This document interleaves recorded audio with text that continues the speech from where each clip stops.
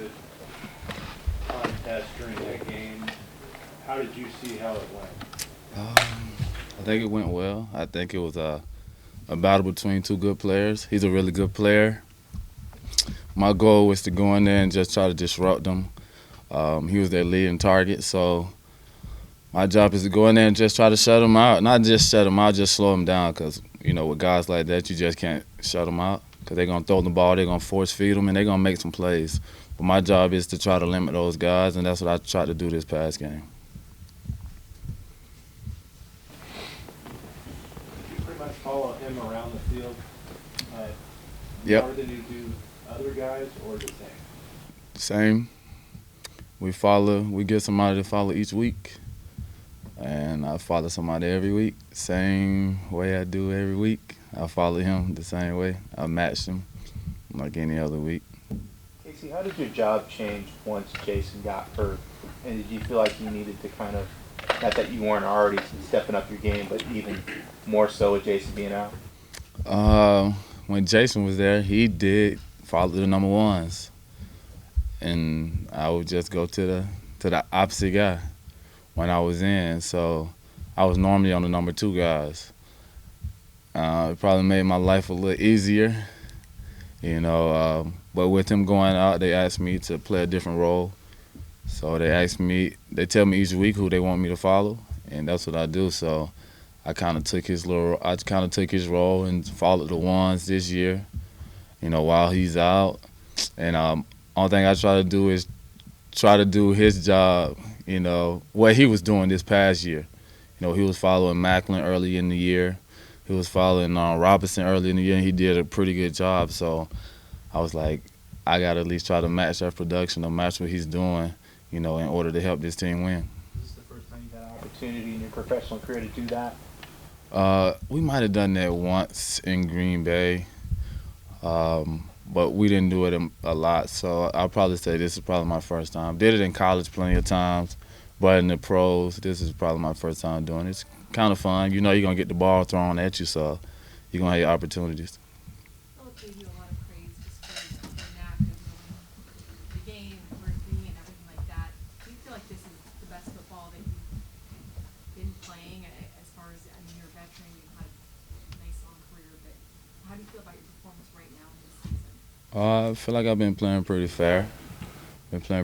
Some things coming off the bar, watching film that I needed to correct, and I took the right step this past game, trying to correct some of those things.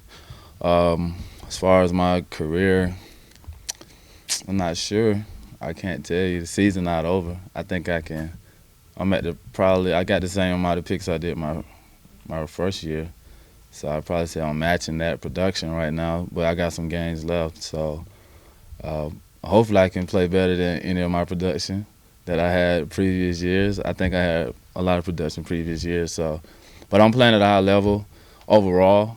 There's some things, like I said, I need to correct, and I'm taking that right step, watching the film and trying to correct those things. What were a couple of those things that you wanted to work on during the bye week? I do travel. I travel with the ones, so I know the ball is going to come at me. When I make a play, not just give up a play over my head, I try to keep the ball in front of me. I had a couple go over my head. I had one against Denver that went over my head. I made a good play. I just got to keep the ball in front of me. Those guys are good players, so they're going to make some plays. But my job is to keep the ball in front of me and try to limit those guys from making those plays. I feel like I can make those plays. And just watching film, those are some of the things I want to correct. I take 2 or 3 of those plays away, probably can help the team win some more games. You feel like your knowledge of the game and everything has taken a step, or has it always been this way, and now you're just getting different opportunities that you can showcase it? Always been this way. I'm a student of the game. I watch film. I try to watch tendencies. I try to watch formations and things like that. I learned that as a rookie, I was under Charles Woodson and Tramon Williams. There were some really good players, so I kind of got to watch those guys and see how they study film. And I took some of the things they did and tried to put it into my game of, my film study and things like that. So I am a student of the game, so I try to know what's happening before it comes And I think it might be a little easier when you're matching guys because you only have to focus on one person. So I think that make it a little easier for me as well to study, not as to on the field, but to study. Do you remember any specific pointers that Woodson gave you? I mean, obviously he's a Hall of Fame player, and really smart player too. Yeah, I don't remember anything specifically, but what I do remember, I just remember the way he carried himself inside the facility and the way he practiced. He practiced like a Hall of Famer. And that's why he's a Hall of Famer, the way he practiced and the way he carried himself. I try to take those little things and do the same thing. So I try to, practice the right way. He didn't miss many practices. So in order for you to be a good player, you need to be out there on the field and out there able to produce. So I try to keep myself healthy enough to be on the field enough as well. Does anything stand out to you about this defensive unit as far as the way you guys have been able to feed off each other? Say that one more time. Does anything stand out to you about the group of guys that you're with and how you guys have been able to feed off of each other? Yes.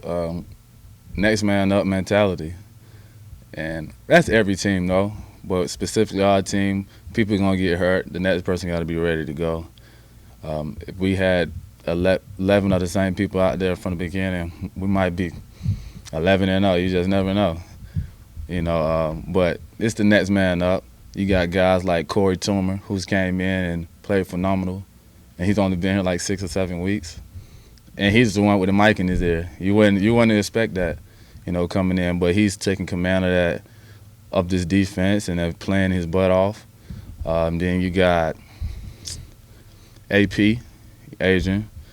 He's playing his butt off as well. When he's in, Jaleel was out for I'm not sure how long, but he stepped in that role and played that role. And now that Jaleel's back, he brings another mentality. He brings another, level of play. So when he's out there, you can see everybody else level of play spike because he brings that kind of energy. So everybody together playing as a whole, you can't play one-on-one. You got to play as 11, and 11 makes us strong. Hey, so when you came to the Chargers as a free agent, were you still hoping to stay in Green Bay, or were they going with young guys? You had done a good job for them. And were there any other teams that you considered? And what did bring you to San Diego? San Diego, the weather, the team. I felt like we had the opportunity to do some great things here.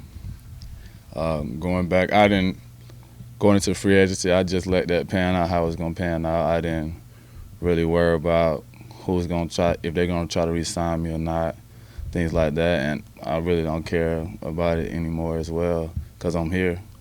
I'm happy to be here, and hopefully I can be here for a while. During the bye, you were pretty optimistic. Players are always going to be optimistic about the team.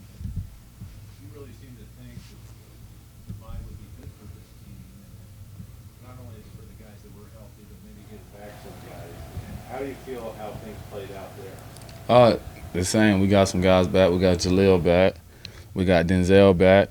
Those two key guys on the defense that played a lot of ball for us, that are really good players. Like I said, those guys just bring in a different mentality, physical guys, and just bring in a different mindset and brings everybody together. And everybody plays spiked up. You could tell if you watched the defense this past week. Watch Jaleel play. He's out there, tackle for loss, hit him in the backfield. And that's just energy. I'm not saying that other people wasn't doing that while he was gone, but you can see when he's out there that everybody plays spike. You guys have often had 8 or 9 guys in the box. It looked like you guys were daring the Texans to throw the ball a lot. Was that part of the game plan? And if so, does that put a lot of pressure on you guys as a secondary? We are a man team. So we know we got to play man on the outside. Whatever coach called, we just got to be ready to play. Some calls he'd be like, why he called that? And then some calls he'd be like, yes, I'm glad he called this call. But no matter what he called, we just got to go out there and, play the call out and make plays when it's time to make plays. Sometimes he make us a better player, and sometimes we make him a better coach, and that's what it's about. We make each other good. And That's what it's about. No matter if we playing man or zone, we have to make plays, and that's what we did this past week. As a veteran of this league, can you kind of talk about the other players you've seen that have had Joey Bosa's energy and the impact he's had in such a short period of time, considering he missed, the first few games? That man's pretty good. He's a good player. He was a good player. I was around some good players in Green Bay. He kind of got the motor of like a Clay Matthews, got the motor, but he's a bigger body. So when you got a motor like that and a bigger body, it's hard to block him. And you can see that he getting so much pressure, and it helping me. You can see the pressure he got on my interception. He flushed the guy out. He gave me time to catch up with Hopkins to make the interception. So when you got guys like him and Melvin on the outside, just constant pressure, the quarterback has to get the ball out, and they're doing a great job in the run as well. Anyone else he remind you of? Not that I play with, but just watching. He got a little JJ in him, little JJ Watt in him, the motor, non-stop. And I feel like if he just keep progressing, he got a chance to be that type of player. But he's not going to be a JJ. He's going to be a Joey. People going to have to be like, that person remind me of Joey type guy. So he got that kind of dog in him that people can say that about him eventually in the long run. Does he bring that in, obviously in the huddle, but does he bring it into the building? Yeah, he work his butt off. You can see him in the weight room. He always doing extra things. He was in there today extra long, probably longer than most people. The energy on the field, it's the same as, you see him on the field, it's the same as at the practice or inside in the weight room. And I'm not in his defensive room when they're watching film, but what I do see, he brings the same mentality and the same enthusiasm as he does on the field. Right? Say it again. That overall helps you in doing your job. You can see it. Yeah. First 4 games compared to the next 7. The production is there. So I think we don't want the last 4 out of 6. I think he's been a big part of that. So hope we can keep that rolling. You got the 6 interceptions this year, of course. When you see a ball start coming toward you, and you think you might have a chance at it, I mean, what goes through your mind in just those split seconds as it's in the air? Catch it. Catch the ball, that's all. I always tell people each year, some of the young guys, even the young guys at Vandy, I tell them, like, if you catch the balls that hit your hands, you can always have 4 a year. That's what I always say. And you can, if you catch the balls that hit your hands. The quarterback's not going to always make good throws, so you just capitalize on those, and then you're going to make heck of a plays on the other ones. You can have a lot of interceptions.